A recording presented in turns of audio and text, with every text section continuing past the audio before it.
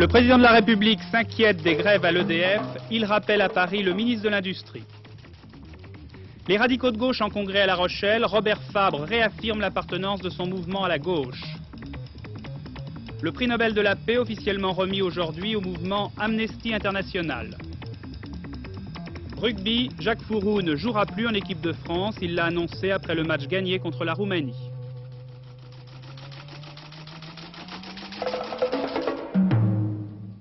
Bonsoir. Premier titre donc, la grève de l'EDF. Avec pour commencer ce communiqué de la présidence de la République demandant à messieurs Monory, le ministre de l'Industrie, et Paul Delouvrier, président du conseil d'administration de l'EDF, de rentrer immédiatement à Paris pour examiner les dispositions qui doivent être prises pour éviter les graves conséquences sur l'emploi et les conditions de vie de la population provoquées par la désorganisation volontaire du service public de l'électricité. Ce sont les termes mêmes du communiqué. Monsieur Monory, qui rentre du Maroc où il était en mission, doit être en ce moment même en train de descendre de son avion à Orly-Sud et nous devrions avoir un premier commentaire de la part du ministre de l'Industrie avant la fin de ce journal. Mais d'ores et déjà, en fin d'après-midi, les fédérations CGT et CFDT de l'électricité de France viennent de tenir une conférence de presse pour demander en particulier une audience au chef de l'État.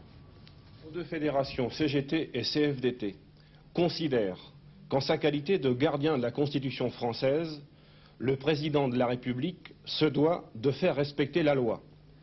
Or, le conflit à EDF et GDF a précisément pour origine le non-respect de la loi qui fait obligation au président directeur général d'EDF de négocier librement des rémunérations du personnel.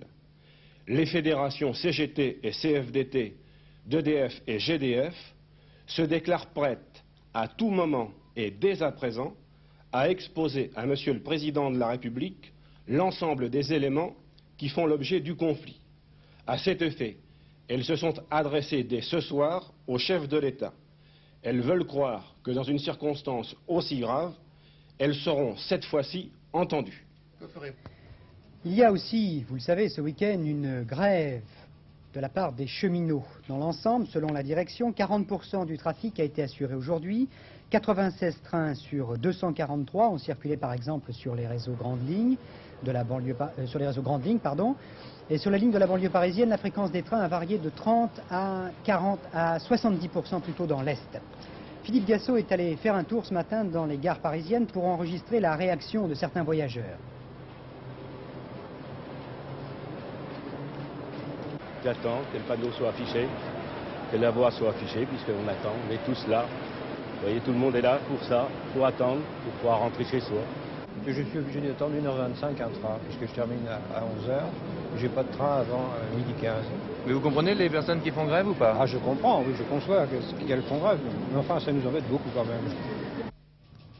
Une situation sociale qui semble se tendre un peu davantage, Noël Copin. D'une part, il y a, pour l'EDF par exemple, l'initiative du président de la République. D'autre part, du côté des syndicats, il y a maintenant la demande d'audience. Alors, est-ce que pour vous, le problème semble posé au plus haut niveau? Écoutez, je crois qu'il faut peut-être là essayer de distinguer un peu les plans.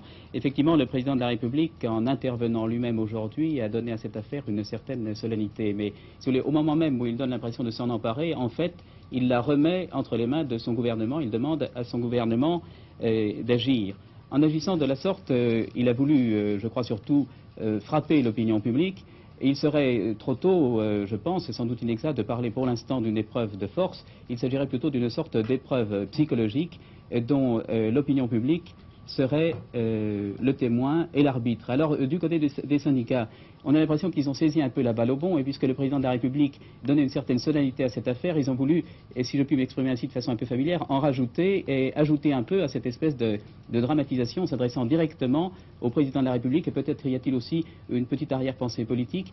Si le président intervient, est-ce qu'il ne court-circuite pas un peu son Premier ministre? Les syndicats ont peut-être voulu, là aussi, insister sur cet aspect. Mais comment, d'après vous, s'explique l'attitude des syndicats qui essaient de prolonger cette grève? Eh bien, si vous voulez, on a cherché tous ces temps-ci des explications politiques. On a échafaudé des hypothèses, et tout récemment encore, des observateurs politiques se demandaient si, en agissant de la sorte, la CGT en particulier n'était pas manœuvrée politiquement par le Parti communiste, et si le but de l'opération n'était pas, en définitive, d'aboutir à l'échec de la gauche. Ce qui paraît un peu surprenant, ce serait l'histoire du serpent qui se mord la queue. C'est une affaire qui paraît bien compliquée quand même. S'il y a dans toute cette affaire une dimension politique, je crois que c'est la situation générale qui est faite à la fois de soucis sur le plan économique, d'une situation qui est difficile, et puis également d'inquiétude sur le plan électoral, avec toute la déception qu'a pu amener en particulier la polémique de la gauche. Et puis il y a aussi ce mal un peu inhérent à la société française, dont on indique que son système social était bloqué, la difficulté d'établir un véritable dialogue social. Alors on verra peut-être dans les heures ou dans les jours qui viennent comment et à quel niveau ce dialogue peut s'instaurer. Merci Noël Copin. Deuxième titre de cette édition du journal de 20h, le rugby. Le rugby parce que Jacques Fouroux, le capitaine de l'équipe de France, a décidé d'arrêter le rugby, de mettre un terme plutôt à sa carrière internationale. Et cela après un match où l'on a vu cet après-midi à Clermont-Ferrand une équipe de France de rugby remporter une petite victoire 9-6 sur l'équipe de Roumanie. Un match aux couleurs du temps, un match plutôt gris. Une victoire pour l'honneur, mais une victoire sans panache pour le 15 de France qui n'a pas su résoudre une fois de plus le problème posé par les Roumains. Résultat, une partie de rugby jouée à pourrir le ballon, passée à attendre un essai qui n'est jamais venu. Finalement, 9 points de coup de pied pour Jean-Pierre Romeu qui ouvre le score sur pénalité après une demi-heure de match et récidive juste avant la mi-temps, 6-0 pour la France.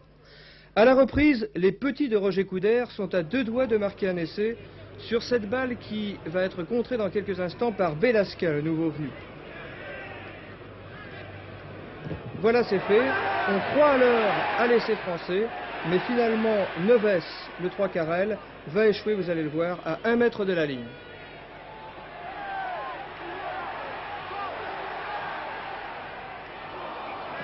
Réaction aussitôt des Roumains sur une attaque qui va se terminer à la 55e minute par un drop du demi d'ouverture Alexandrou.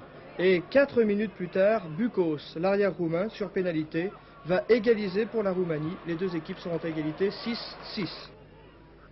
À un quart d'heure de la fin, Romeu sur cette pénalité en pointe donne la victoire à la France, 9-6. La dernière victoire de Jacques Fouroux, le petit capitaine du 15 de France, qui quitte ainsi la scène internationale par la grande porte.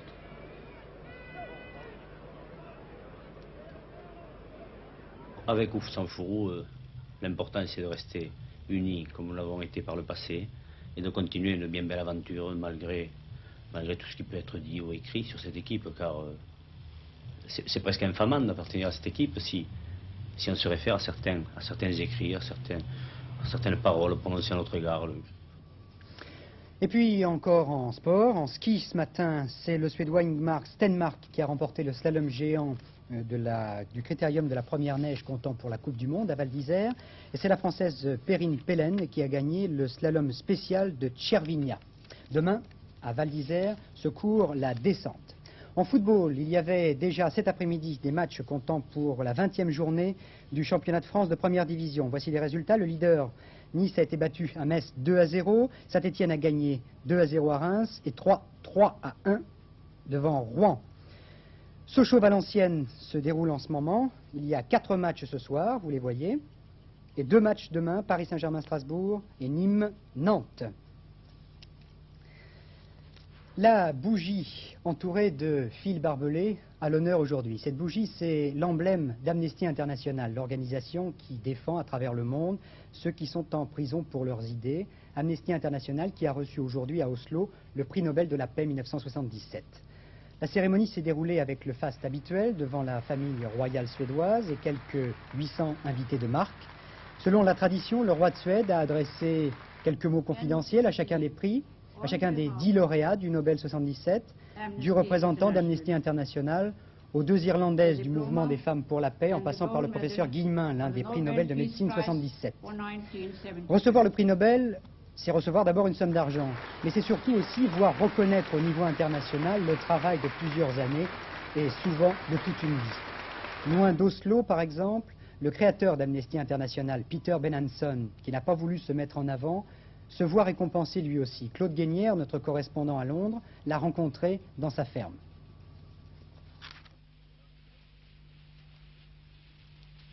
C'est l'homme qui a créé Amnesty International, Peter Benenson, un Anglais. Autrefois, il était avocat, aujourd'hui, il est fermier. En 1961, il sort du métro pour se rendre à son cabinet. Il tombe sur un titre de journal, 2 Portugais arrêtés après avoir trinqué à la liberté. Le sang de l'avocat ne fait qu'un tour. On ne met pas en prison des gens parce qu'ils aiment le vin, dit-il en raillant pour masquer son émoi. Et il décide d'agir. Vous lisez cet article de journal, qu'est-ce que vous faites? Alors, j'ai recueilli quelques amis qui sont surtout dans la presse, dans la télévision, et nous avons discuté ensemble de ce que nous pouvons faire. Et nous avons décidé à la fin de lancer un article qui était préparé avec la coopération de plusieurs journaux mondiaux. Vous vous souvenez du titre de cet article? Ah oui, ça s'appelle Forgotten Prisoners, les prisonniers oubliés. Et qu'est-ce qu'il était écrit dans cet article? Alors, je fais appel à la conscience du monde en faveur de ces prisonniers que j'ai nommés pour la première fois prisonniers de conscience. Alors il reçoit des lettres du monde entier. Il choisit 5 ou 6 des auteurs les plus enthousiastes, leur donne rendez-vous à Luxembourg, dans un café au nom prédestiné, Carrefour. Amnesty est né. Ils sont aujourd'hui 170 000 volontaires, divisés en groupes. Chaque groupe reçoit du quartier général de Londres 2 ou 3 noms de prisonniers, incarcérés pour leurs idées, parfois torturés et qu'il faut faire sortir de prison. Chaque prisonnier est pris en charge par plusieurs groupes qui s'agitent, tirent des sonnettes, envoient des lettres, font signer des pétitions. Cette année, sur 4100 cas de prisonniers politiques étudiés, Amnesty a obtenu la libération de 1600 personnes. Peter Benenson a lui quitté la présidence d'Amnesty. On ne se bat pas pour des prisonniers si on est lié soi-même. Il y a quelques années, le gouvernement britannique a voulu faire pression sur lui. Il est parti et ne reviendra que si le siège de la fondation est transféré dans un pays neutre. Mais il reste le père qui s'inquiète des conséquences qu'aura l'attribution du prix Nobel. Il y a deux côtés. Il y a la côté bonne, qui est excellente, dont je suis orgueilleux, tout le monde. Il y a la côté difficile, parce que comme ça nous deviendrons très respectables, et nous dépendons surtout sur la bonne volonté des jeunes, surtout les jeunes. Et si les jeunes ne veulent plus travailler pour Amnesty, parce que ça devient un bureau de l'établissement, alors nous perdrons plus que nous gagnons. Sans façon, Peter a fait la popote. On partage sa soupe, chaude et bonne, comme lui. Il est l'antidote aux idées reçues, au conformisme. Je trouve que l'échange des idées, c'est le but de la vie. Ça, c'est pourquoi nous causons, parce que nous échangeons des idées. Mais si on ne peut pas parler franchement, écrire franchement, alors la vie ne vaut pas la peine d'exister. C'est du thé qu'il boit. Je lui fais remarquer que chacun va croire qu'il boit le lait qu'il vient de traire.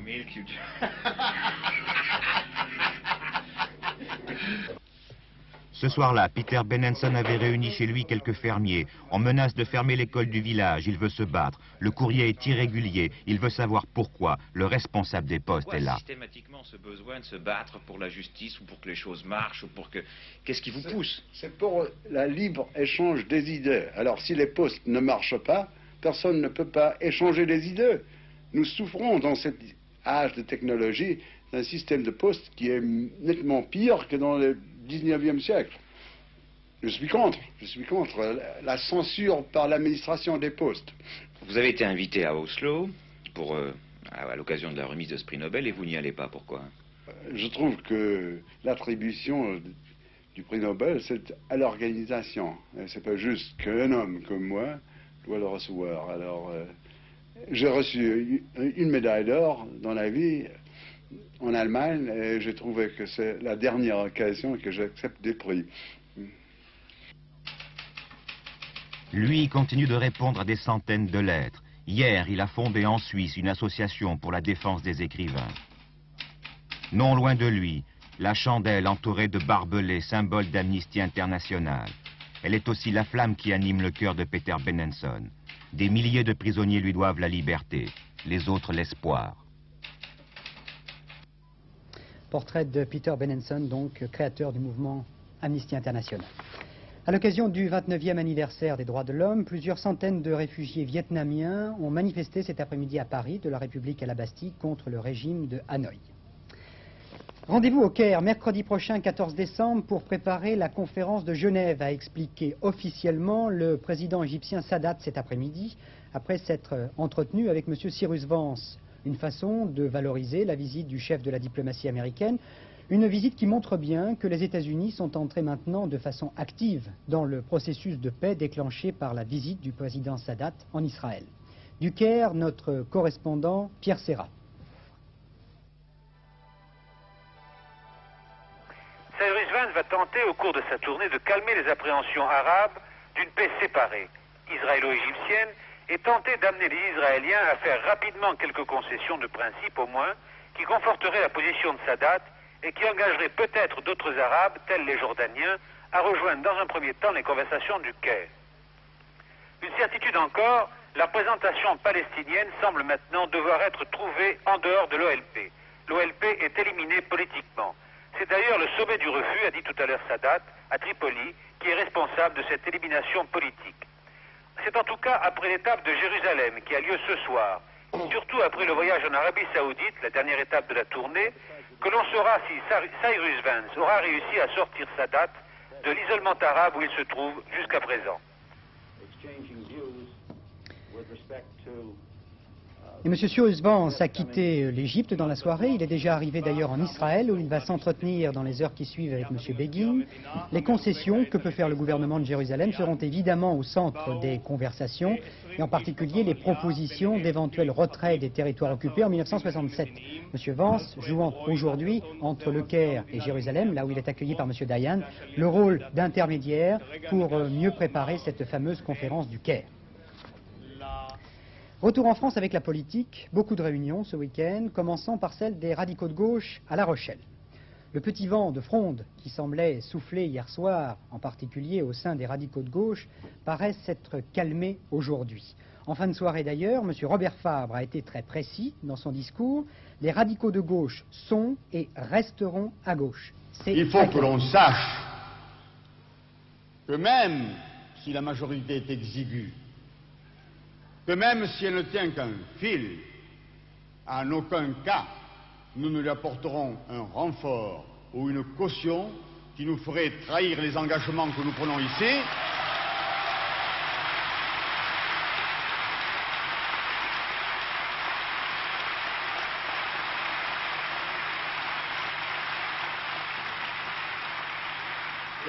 Et qui nous ferait trahir les engagements que nous allons prendre devant le pays.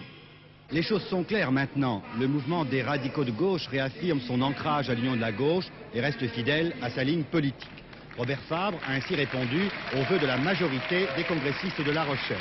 Si quelques-uns ont eu en coulisses la tentation de lorgner vers le centre, eh bien ils sont maintenant rentrés dans leur rang. Dès ce matin d'ailleurs, une motion avait gelé toute réforme de structure d'ici au printemps, coupant court à la tentation d'introduire un modéré dans les instances du parti. Le congrès de La Rochelle marque donc pour les MRG un coup de barre à gauche.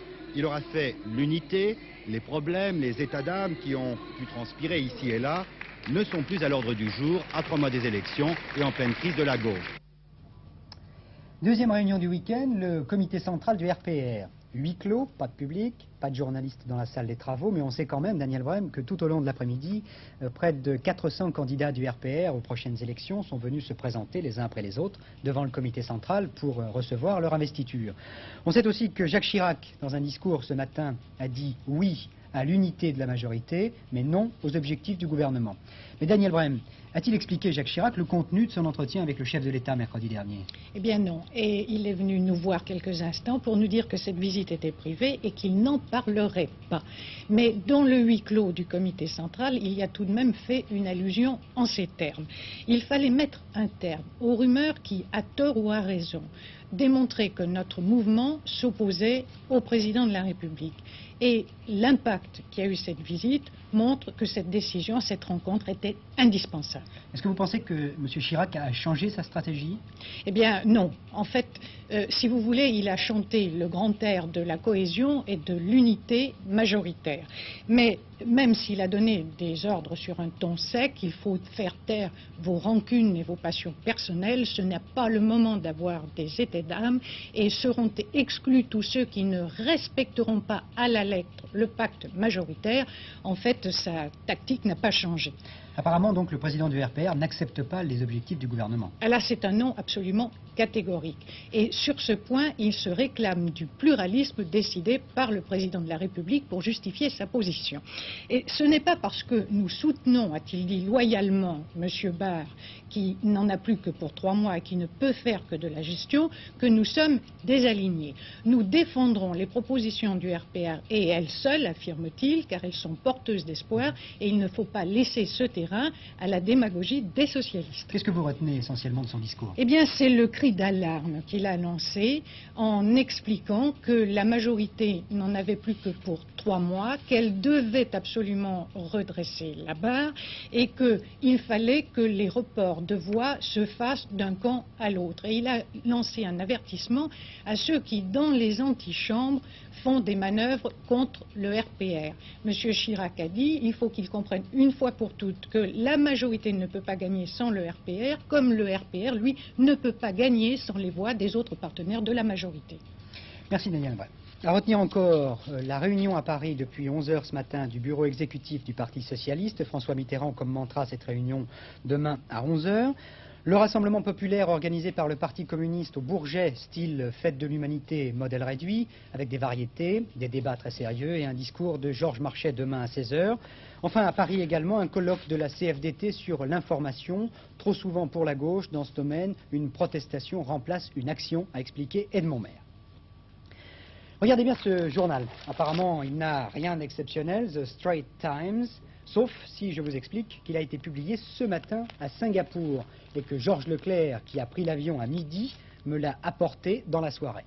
Explication de tout cela, ce n'est évidemment pas n'importe quel avion puisqu'il s'agit du Concorde, l'avion supersonique franco-anglais qui vient d'inaugurer la liaison régulière entre Londres et Singapour. Georges Leclerc était du voyage. 5h30 en pleine nuit équatoriale, Concorde se pose à Singapour pour débarquer ses premiers passagers dans ce grand port du sud-est asiatique. C'est une nouvelle liaison supersonique qui s'ouvre, un nouveau marché pour l'avion franco-anglais. Le trafic aérien est très intense dans cette région du monde. Les densités de population sont énormes, alors Concorde a ici sa chance. Mais comme pour New York, ce ne fut pas très facile d'atterrir à Singapour.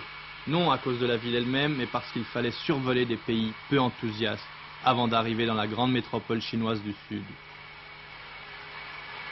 Nous avons eu un petit épisode de la part, je crois, de l'émirat d'Abu Dhabi qui craignait que le boom supersonique fasse sauter ses installations pétrolières. Ensuite, la Malaisie qui refuse absolument le survol, même en subsonique, de l'appareil. Cela nous oblige à passer maintenant au-dessus des eaux territoriales indonésiennes. Pourtant, le directeur de Singapore Airlines peut être content. Sa compagnie n'a pas acheté l'avion 400 millions de francs. Non, elle se contente de l'exploiter en collaboration avec les Anglais.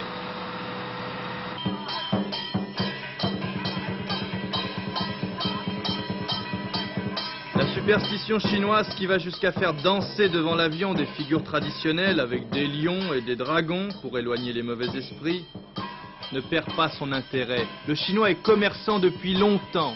S'il a voulu Concorde à Singapour, c'est parce qu'il sait qu'il y trouvera son profit.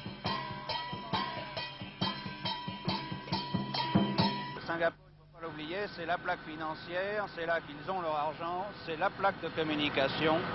Ils s'arrêteront et prendront le Concorde pour le gain de temps que ça représente. Nouvelle escale pour Concorde donc, Singapour. Au voyage aussi pour messieurs Romanenko et Grechko, les deux cosmonautes soviétiques qui sont à bord du vaisseau cosmique Soyouz 26 lancé la nuit dernière. Tout va bien à bord pour l'instant, après les premières corrections d'orbite.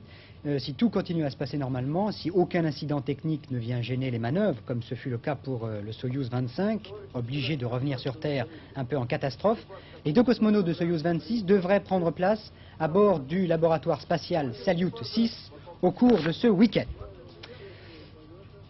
Pour mémoire, je vous rappelle que Charles Aznavour n'a toujours pas commenté sa condamnation par la Cour d'appel de Versailles à une lourde peine, une amende de 1 milliard de centimes et 1 an de prison avec sursis. Il est inculpé de fraude fiscale. Ses avocats pourraient introduire un recours en cassation. Une précision aussi à propos de l'arrestation de 5 personnes impliquées dans le hold-up de la caisse d'épargne de Champagne en Mont-d'Or l'année dernière. Le cerveau de l'affaire est bien M. Jean-Paul Guérin, le directeur de cette agence de la caisse d'épargne de Champagne au Mont-d'Or. Et puis dans l'actualité de ce samedi 10 décembre, un accident peu banal à Vienne, dans l'Isère, sur la Nationale 7. La vanne d'un camion-citerne s'est cassée. 7000 litres d'acide nitrique se sont répandus sur la route en début d'après-midi. Il n'y a pas eu de victime, mais Philippe Dumez, se souvenant de ses cours de chimie, m'a rappelé que les sauveteurs, ayant ajouté de la soude NaOH à cet acide nitrique, NO3H, ont donc obtenu du nitrate de soude, NO3Na, qui est un engrais fantastique, mais qui est également un très sérieux décapant, une façon comme une autre finalement d'avoir des rues propres. Sous terre, dans la région parisienne, la fête du RER pendant ce week-end, avec une affluence record et un petit cadeau pour ceux que cela intéresse, l'entrée gratuite dans toutes les stations où il y avait force chansons, orchestre, danse, ballet, etc. Marie-Françoise Griot a voulu connaître les réactions des premiers usagers de ce nouveau RER. 17 km de tunnels en plus vont peut-être changer la vie des Parisiens et des banlieusards. Ce nouveau parcours va éviter à 1 300 000 voyageurs beaucoup de pas inutiles dans de multiples correspondances. Les temps de parcours sont en moyenne considérablement réduits, aussi bien de la banlieue vers Paris qu'à l'intérieur de la capitale. Je descendais à Opéra avec le métro et maintenant je descendrai au Vert. J'espère gagner beaucoup de temps. Mais enfin, c'est la première fois que naturellement je le prends. Je suis en train de faire un essai aujourd'hui. Il y a un quart d'heure, 20 minutes là, je gagne à peu près. C'est relativement confortable. Moins confortable qu'un train, mais relativement confortable et beaucoup plus silencieux parfois. J'ai connu les trains à vapeur, moi tu le fais, quand on mettait 1 heure pour venir à Paris, 3 quarts d'heure pour venir à Paris, maintenant on y vient en 20 minutes. Ça fait tout de même une amélioration. Nombreux ont donc été les usagers à expérimenter la nouvelle ligne, mais l'expérience n'a pas toujours été heureuse. Il faudra quelque temps pour s'habituer à ce nouveau parcours, et le premier jour, on s'est beaucoup perdu dans les couloirs. Je tourne en rond et les gens des guichets ne sont pas toujours aimables. Parce que, non, au Châtelet, n'ont pas été aimables. Un monsieur s'est plaint parce qu'il ne trouvait pas sa direction. C'est tout ce que j'ai à dire, que dans les vieilles gares SNCF, on était beaucoup mieux renseignés que maintenant. Avec les moyens techniques qu'ils ont, je pense qu'un haut-parleur pourrait dire tel train sur tel quai, tel endroit, part à tel endroit et de telle direction, c'est tout. Aujourd'hui samedi et demain dimanche, le RER est gratuit. C'est peut-être une bonne occasion pour aller repérer votre parcours de lundi. Comme je vous le disais au début de ce journal, voici maintenant la réaction de M. René Monory, le ministre de l'Industrie, rappelé à Paris par le président de la République pour examiner les dispositions à prendre à la suite des grèves de l'EDF. M. Monory, en arrivant à Orly, il y a quelques instants, vient de lancer un appel urgent aux responsables des syndicats. Rencontrer une partie du gouvernement pour essayer de traiter un certain nombre de sujets qui sont favorables à l'emploi. Et je vous dirais tout d'abord que je regrette cette position un peu irresponsable des syndicats qui sont en train de perturber, et même au-delà, l'économie française au moment où tant de travailleurs cherchent de l'emploi. Alors la réponse que je pourrais apporter, c'est demain seulement que je pourrais le dire. Je rentre maintenant au ministère, je vais dès demain matin et même ce soir sans doute avoir des réunions de travail, mais vous le savez, je l'ai déjà déclaré, mon attitude n'est pas immédiatement de penser qu'il faut prendre des mesures fortes. Je crois beaucoup, même avec les plus excités, car finalement ils ne sont pas très nombreux à EDF à avoir cette attitude dure. La plupart des travailleurs sont à leur poste, la plupart des travailleurs font leur travail, et je veux croire que la raison l'emportera sur l'irresponsabilité. C'est-à-dire que dès ce soir ou demain matin, vous pourriez recevoir par exemple les syndicats? Alors tout d'abord, je vais commencer par faire des réunions de travail avec le directeur général de l'électricité de France. Je vais également prendre contact avec le Premier ministre. Et puis, mon programme de la journée de demain, je le définirai dès demain matin. Je ne peux pas vous dire quelles sont les réunions et les contacts que j'aurai. Tout ce que je ferai, tout ce qui sera en mon pouvoir pour mettre fin à cette, je dirais, à cette irresponsabilité généralisée de la part d'un certain nombre de responsables qui sont aujourd'hui beaucoup plus qu'ils ne le pensent, responsable du malheur de certains travailleurs. Je ferai tout ce qui sera en mon pouvoir pour tenter d'améliorer les choses, mais je ne crois pas beaucoup à la manière forte. Je crois au contraire que la raison doit l'emporter d'une autre façon. Voilà donc la réaction à chaud de M. Monory, rappelée en France par le président de la République, à propos des grèves de l'EDF. Très vite, la météo pour terminer ce journal. Dimanche, des Alpes à l'Alsace, le temps restera frais et souvent brumeux. Sur le reste de la France, par contre, le temps sera doux, sauf près de la Méditerranée et en Corse, où des éclaircies prédomineront. Les nuages seront abondants et donneront des pluies le matin près de la Manche, ainsi que près des Ardennes et des Vosges, et près aussi du Massif central. C'est Hervé Claude qui vous présentera la dernière édition du journal vers 23h40. Je vous souhaite une très belle soirée sur Antenne 2.